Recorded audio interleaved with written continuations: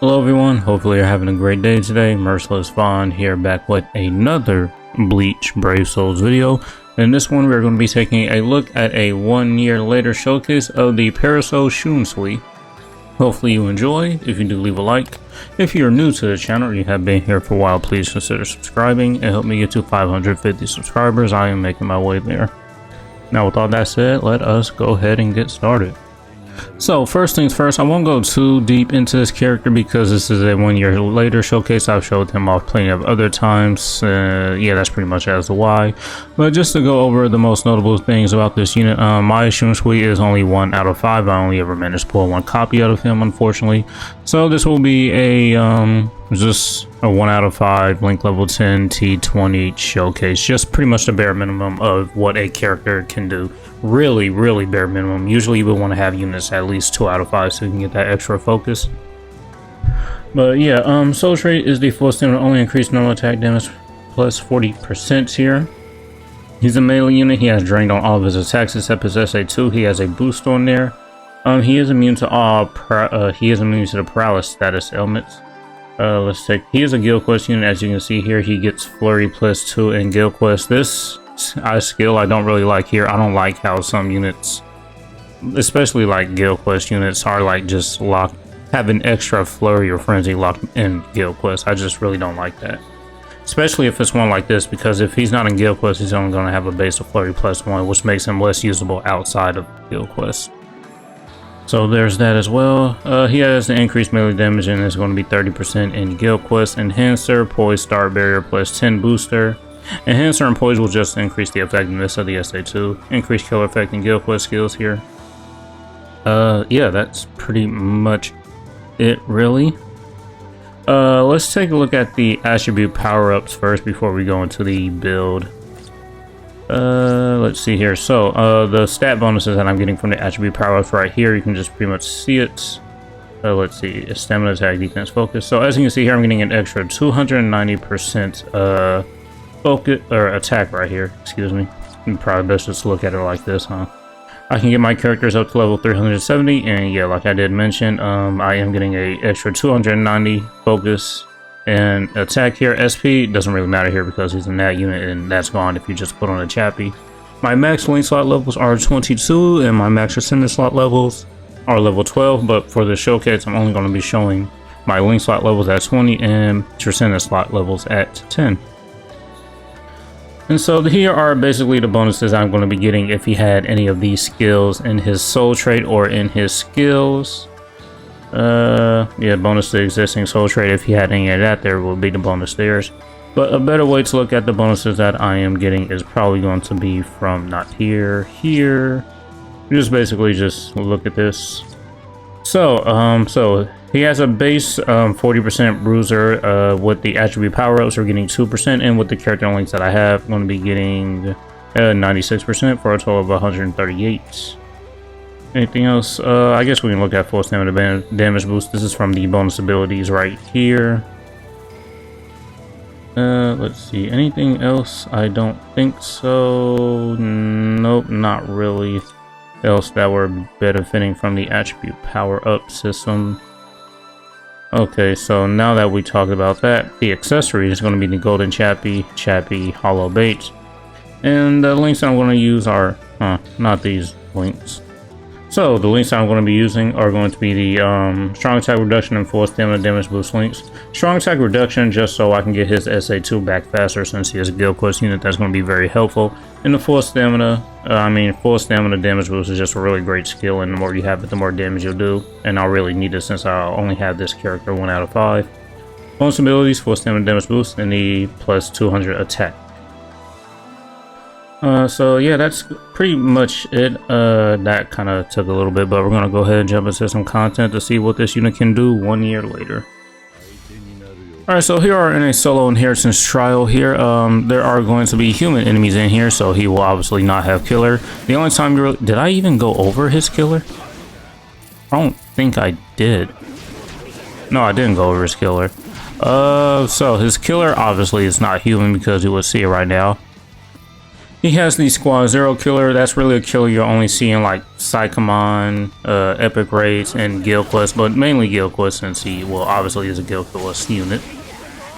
So we activate the SA2 here. His SA2 is actually really good. It's just a swirling vortex that just stays around you. That's really good for like just staggering enemies, you know, just to kind of stop them from attacking you. It's really good for melee NAD units. But you will have to watch out for those like ranged units.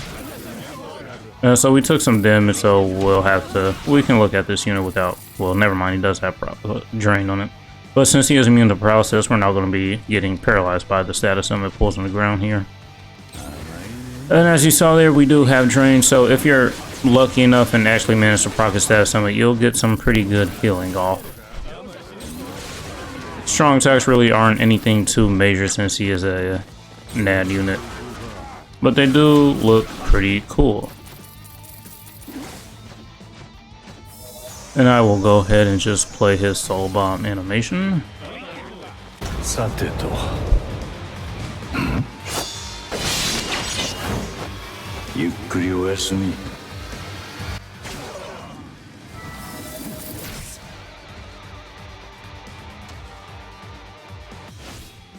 Oh, sorry, Heart back in here again. I'm doing another run in here. I think this will be the last run I do in here because at the time of this recording, his Guild Quest is actually up, so we're just gonna go ahead and take him into the continent that he's meant to be in, and just to see how many ways we can clear it on. I think Nightmare difficulty quest is up too, actually. So we'll go ahead and try that. But yeah, outside of Guild Quest, he's not really anything to look at, really. And it's just the way it is. Yeah, Guild Quest characters kind of get power prep pretty fast, unless there aren't any like newer characters for that like affiliation and like, I guess, damage type, you would say. So yeah, after this we'll go ahead and jump in and do a few Guild Quest runs, not a lot, just to, you know, show him off where he's best. Play the Soul Bomb animation one more time.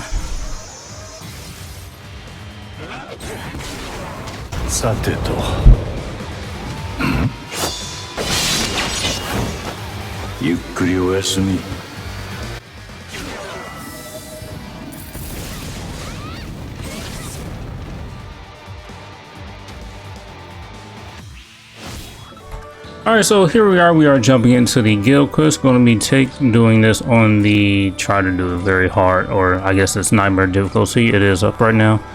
So yeah, the build won't be as different as you saw earlier. So yeah, we'll just go ahead and jump in here and see what he can do in here. I mean, this is what he was made for. Oh, I guess I could have, since this is Guild Quest, I guess I could have showed off the other characters, but it doesn't really matter anyways. No, add auto one, take that off. Not much we can do without our strong attacks here.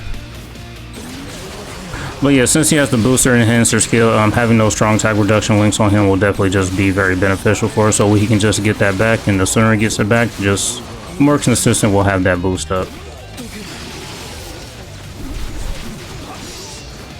As soon as I use this strong attack here, we'll go back to full stand. I'm not really so worried about it. Is this my first time doing like a video inside Guild Quest? I think it might be. Want to be careful around this boss. Her freaking strong attacks are kind of wonky in my opinion. They have a lot of range, more range than they probably should in my opinion. I won't pop my Soul Bomb here just because I would like to try and clear those extra stages.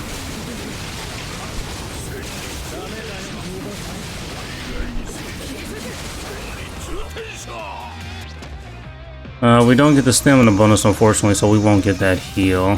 How much time do we have? Not that much time. I guess I'll just go ahead and pop this Soul Bomb then. We'll do maybe 1 or 2 runs in here. Maybe 2 more, we'll see. Well, he's still at full stem, so which is good. Yeah, wasn't able to clear it. Yeah, my Toshiro, he is max transcendent. I obviously saw Shunsui is not in the Tsukishima isn't max transcendent either. I don't think he only has like maybe 1 or 2 dupes in him. But we'll just go ahead and jump in here again and try. At least try to clear the first extra wave. That's the goal right now. We almost had it. I just took a hit, lost my full stem. I mean, we do heal 30% when we fill our gauge, but you really don't want to lose the full stem. So just have to be very, very extra careful. Now, the one thing that really is unfortunate, while it's like that brief periods where the enemies are immune, you can't really use your Nash string either, because your Nash string, it even allows you to fill up your gauge, which was kind of smart on their part, honestly. I mean, the whole reason there is that like brief downtime is because of the freaking all the nuking characters that would just like instantly finish the guild quest waves. They definitely had to do that after the 1000-year Blood War Yamamoto came out from the 7th anniversary.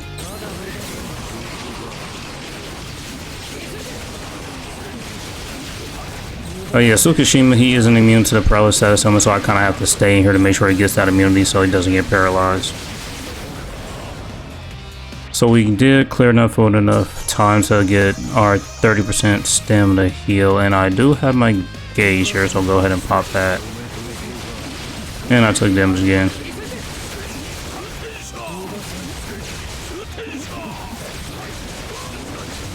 Yeah, these characters are definitely very, very old. Not really made for the newer guild quest stages, I'm afraid.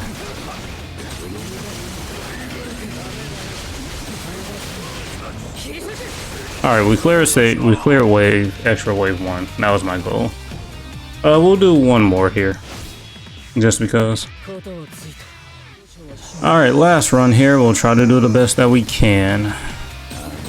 Yeah, unfortunately, I don't have the newest, shiniest characters to be able to clear this nightmare difficulty a lot easier than it would be if I had them. Obviously, dupes are important here as well. I mean, this Soshiro is good, but he's old. We have the new Killer Plus now, and the Killer Plus is just honestly way too good for a character to not have. If a unit isn't going to have Killer Plus, I think they should at least have 2 killers. Just at least. Probably didn't need to use my strong attack there, but I have my SA1, so we can just use this.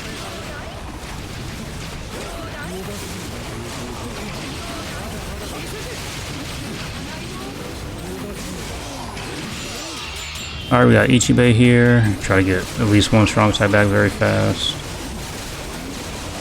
It's fine because I'll heal once I activate that. His strong attacks are just going insane.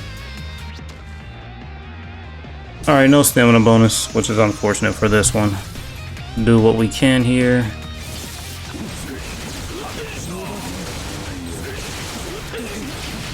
Just go ahead and pop the soul bomb since I don't have that full stamina anyway. Yeah, not a good last run.